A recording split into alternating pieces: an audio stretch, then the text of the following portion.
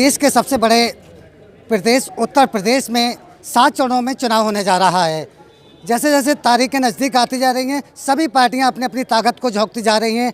आज हम जनपद कासगंज की पटियाली विधानसभा 102 पर हैं, जहां कांग्रेस का काफ़ी यहाँ लीडर मौजूद हैं और कांग्रेस के यहाँ आज जो है कार्यालय का उद्घाटन हुआ है। हमारे साथ हैं कांग्रेस के जिला अध्यक्ष जी। कोई पार्टी जो है गर्मी उतारने की बात कर रही है, कोई चर्बी उतारने की बात कर रही है। कांग्रेस किस पर इलेक्शन लड़ रही है? कांग्रेस मुद्दों के ऊपर है और मुद्दे हैं, देश की जनता परेशान है, बेरोजगारी फैली हुई है। बीजेपी एक ऐसा दल है जिसको भली भांति आज देश की जनता जान चुकी है कि उनके पास हिंदुस्तान पाकिस्तान, हिंदू मुसलमान, मंदिर मस्जिद, इसके अलावा चौथी बात नहीं है। अब हमारी बात आदरणीय जो बहन जी मेहनत कर रही हैं और उन्होंने जो जनता के बीच में बात रखी है, जनता समझ चुकी है कि उसको ज़रूरत है रोटी की, रोज़गार की, नौकरी की, विकास की, तो जनता उस मुद्दों को लेकर के वोट करेगी। तो जनता जो है, कांग्रेस जो है इस वक्त जो है कह रही है कि हम विकास के मुद्दे पर चुनाव लड़ेंगे। दादा, इस वक्त जो है चुनावी माहौल बहुत गर्म होता जा रहा है। कोई बात कर रहा है चर्बी उतारने की, कोई गर्मी उतारने की, और कांग्रेस क्या चाह रही है? कांग्रेस जो 28 दिसंबर सन 1885 को चाहती थी, वही कांग्रेस आज 2022 में भी चाह रही है। कांग्रेस का जन्म मुल्क को आज़ाद कराने, मुल्क को बनाने, संवारने, बहबूदी के रास्ते पर ले जाने के लिए हुआ था। कांग्रेस ने कभी जातिवाद की बात नहीं की, कांग्रेस ने कभी सांप्रदायिकता की बात नहीं की, और कांग्रेस ने इस मुल्क के विभिन्न जाति, विभिन्न धर्म के लोगों को एक फूलों की तरह गुलदस्ते में सजाकर एक खुशबू बिखेरने का काम किया, जिसमें बीच में आप देख रहे हैं जातिवाद और सांप्रदायिकता, ध्रुवीकरण, इन सब चीज़ों पर मुल्क चला गया। जैसे अभी मुद्दों की बात आई, जिन मुद्दों पर हम हर चुनाव में मुद्दे होते हैं, अभी हमारे प्रत्याशी मुद्दों के बारे में बात बताएंगे। मैं तो कई पीढ़ी से कांग्रेस के परिवार का व्यक्ति, तीसरी पीढ़ी में मैं कांग्रेसी हूँ। मैंने जैसे अभी अर्ज़ किया था, 5वीं पीढ़ी में मेरा नाती मेरे संग खड़ा हुआ है। तो मेरा सोच तो ये है कि अगर इस मुल्क को बचाना है, बनाना है, संवारना है, बहुत लूट हो चुकी, लोगों को एक बार सोचना होगा। और चुनाव तो जनता के हाथ में है, जनता के हाथ में है। जाति के नाम पर लोग वोट लेते हैं, कुछ परिवार जाति के नाम पर सरसब्ज होकर गुलछर्रे उड़ाते हैं। धर्म के नाम पर वोट लिया जाता है, और उस धर्म के लिए जो मंदिर बनते हैं, जो चीज़ें होती हैं, उसमें भी बेईमानियाँ होती हैं, सारी चीज़ें होती हैं। तो मैं तो ये अपील करूँगा कि अगर मुल्क को बनाना, संवारना है, सूबे को बनाना और संवारना है, तो जातिवाद को छोड़िए, संप्रदायवाद को छोड़िए, धर्म की बात को छोड़िए, और उन चीज़ों से सियासत का कोई ताल्लुक़ नहीं होता है। सिर्फ ये चुनिए कि आज जो चुनाव पटियाली विधानसभा क्षेत्र में लड़ रहे हैं, उसमें सबसे बेहतरीन, सबसे साफ सुथरा उम्मीदवार कौन है। मैं ये नहीं कहता कि हमारा उम्मीदवार सबसे बेहतरीन है, मैं जनता पर छोड़ता हूँ कि जिसको बेहतर समय उसे चुनें।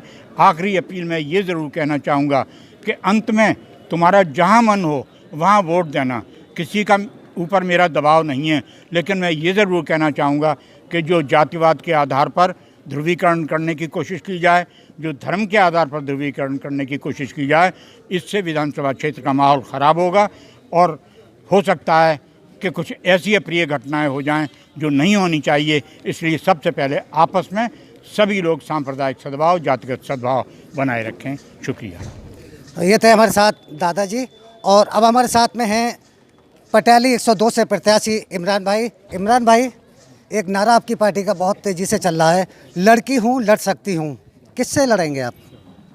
लड़की हूँ लड़ सकती हूँ, ये किससे लड़ने की बात नहीं, उन औरतों को ताकत देने की बात थी प्रियंका गांधी की, जिस 50% आबादी को किसी भी पार्टी ने अपनी उम्मीद की निगाह से नहीं देखा, आगे बढ़ाने की बात नहीं की, उनका शोषण होता रहा समाज में, उन औरतों को, उस 50% आबादी को ताकत देने की बात कही, और एक ये कहा कि हम आपके पीछे खड़े हैं, लड़की हूँ लड़ सकती हूँ, और हम आपके लिए खड़े हैं, और आप अपने हकों के लिए लड़ाई लड़ें। और प्रियंका गांधी ने ये साबित करके दिखाया। इस उत्तर प्रदेश की 40% विधानसभाओं पर महिलाओं को टिकट दिया, आने वाले वक्त में वादा किया कि महिलाओं के लिए हम शिक्षा मुफ्त करेंगे, हम स्कूटी देंगे, हम टैबलेट देंगे, और बसों में महिलाओं के लिए किराया मुफ्त होगा। ये लड़ाई की बात नहीं है, महिलाओं को ताकत देने की बात थी, उनका सशक्तिकरण करने की बात थी। लड़ाई तो अब चुनाव में चल रही है, लेकिन ये महिलाओं की लड़ाई किसी से भी नहीं है। तो ये थे हमारे साथ में इमरान अली साहब, जो विकास के मुद्दे लेकर अपने जनता के बीच में जा रहे हैं।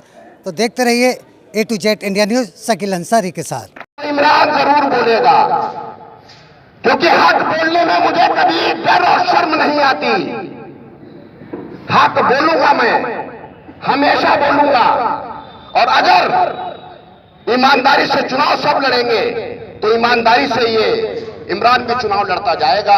और आपकी खिदमत और आपकी सामने भी मोहब्बत से हर तरीके से जो मेरे छोटे होने के नाते जो मेरे जिम्मेदारियां उनको निभाएगा। लेकिन इस तरीके की बातें करना अच्छा नहीं लगता।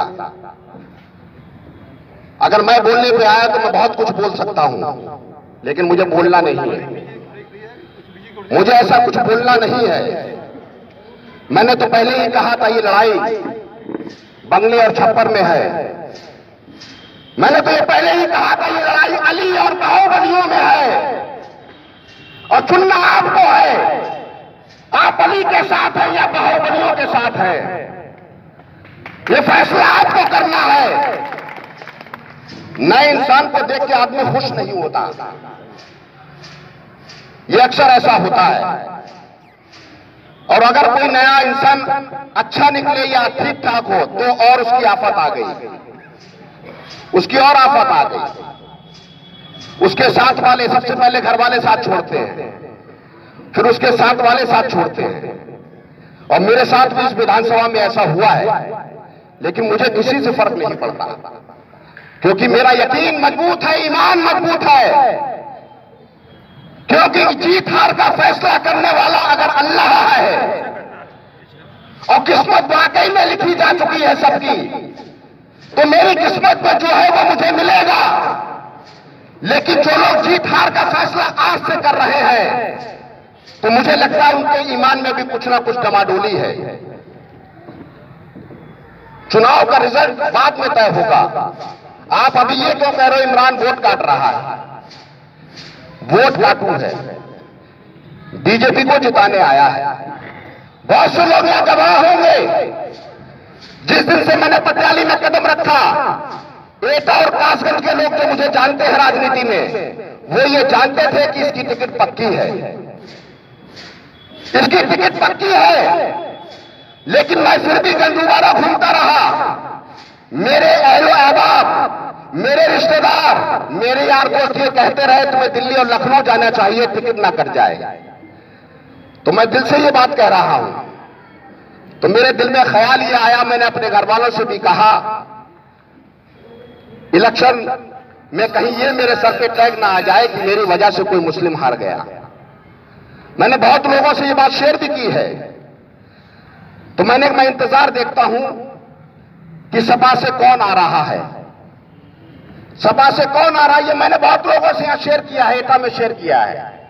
मैं इंतजार करता रहा लास्ट तक, लेकिन जब मुझे लगा अब किसी और की टिकट हो गई है, तो मैं आनंद फानंद में 3 दिन के लिए दिल्ली चला गया। अरे कि शायद अब मुझे टिकट लाना चाहिए, अब आसान है चुनाव, ना मेरे सर पर टैग लगेगा हराने का, और ना कोई मुझे गाली और गलत निगाह से देखेगा।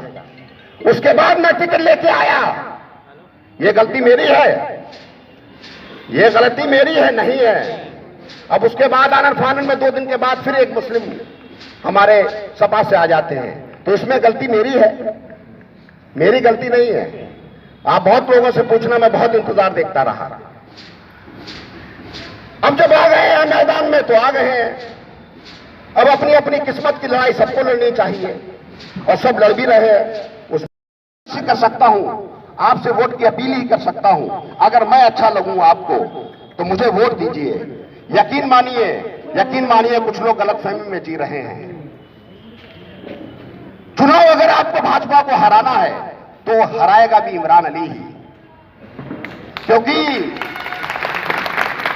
इसके नाम के साथ भी अली है और इसका निशान भी पंजा है, पंजतन पाक का पंजा है, अली का पंजा है। अगर हारेगा तो मुझसे हारेगा, नहीं तो कोई नहीं हरा सकता। यही मेरा यकीन है और इसी यकीन के साथ ये लड़ाई को मैं आगे लड़ रहा हूं। अगर आप लोगों का साथ मिला तो ये लड़ाई और मजबूती से लड़ी जाएगी। और 10 तारीख के बाद हम उन कार्यकर्ताओं को हौसला बढ़ाने के लिए बात कर रहे हैं। 10 तारीख के बाद आप इस इलेक्शन को देखना किस मोड़ पर जा रहा है। आप लोग अभी से फैसला ना करें कौन हार रहा है कौन जीत रहा है। इंशाअल्लाह हम ही होंगे कामयाब, ऐसा यकीन रखना चाहिए। मेरा यकीन यही है।